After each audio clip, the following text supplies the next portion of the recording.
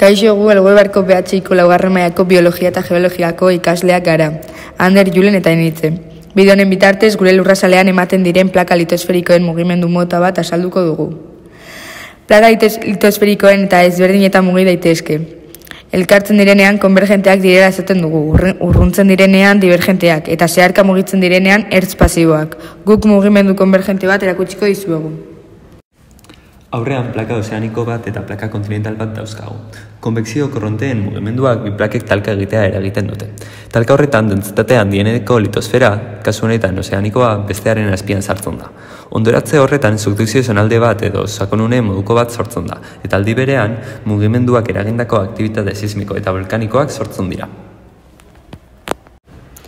Ikusten duzuen bezala, bi plaken elkarteak plaka kontinentala igotzea eta tolestura eragin du. Horren ondorioz hemen ikusten diren mendikateak altxatzen dira. Non mantutik datorren magma kanporatuz, sumendiak sortzen diren erliebean. Egitura hauek hainbat tokitan aurki ditzakegu gure lur planetan. Esaterako Ameriketako hego ekialdean aurkitzen den mendikate luzea. Txileko Andeak dugu adibide garbiena. Hau izan da guztia, espero dugu asko gustatzea eta asko ikasi izana.